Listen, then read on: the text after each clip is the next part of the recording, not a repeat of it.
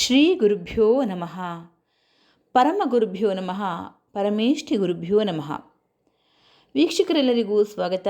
ಗ್ರಾಚಾರ ಪರಿಹಾರ ಚಾನಲ್ನ ಸ್ವಪ್ನ ಫಲ ವಿಚಾರದ 9ನೇ ಕಾರ್ಯಕ್ರಮಕ್ಕೆ ಸ್ವಾಗತ ಸುಸ್ವಾಗತ. ಇವತ್ತಿನ ವಿಚಾರ ಏನಂದರೆ, ಕನಸಿನಲ್ಲಿ ಭಾರಿ ಜೋರು ಮಳೆ ಸುರಿತಾ ಇರೋ ಹಾಗೆ, ಅಥವಾ ನೀವು ಬಾಯಿ ಮುಕ್ಕಳಿಸ್ತಾ ಇರೋ ಹಾಗೆ, ಇನ್ನು ಬಾವಿಯಲ್ಲಿ ನೀರು ತುಂಬಿ ತುಳುಕ್ತಾ ಇರೋ ಹಾಗೆ ಕನಸು ಕಂಡ್ರೆ ಯಾವ ಫಲ ಅಂತ ತಿಳ್ಕೊಳ್ಳೋಣ.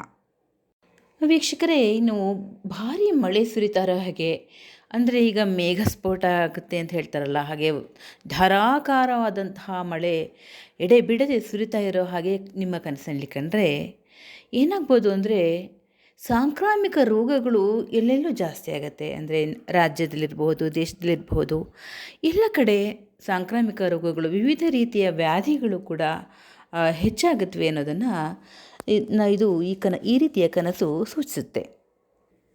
ಇನ್ನು ನೀವು ಬಾಯಲ್ಲಿ ನೀರು ತುಂಬಿಕೊಂಡು ಬಾಯಿ ಉಗಿತಾ ಇರೋ ಹಾಗೇನಾದರೂ ಕನಸಲ್ಲಿ ನೋಡಿದರೆ, ನಿಮ್ಮ ಎಲ್ಲ ರೀತಿಯ ತೊಂದರೆ, ತಾಪತ್ರಯಗಳು, ಸಂಕಷ್ಟಗಳು ಕೂಡ ಪರಿಹಾರ ಆಗ್ತಾ ಹೋಗುತ್ತೆ ಅನ್ನೋದನ್ನು ಈ ರೀತಿಯ ಕನಸು ಸೂಚಿಸುತ್ತೆ.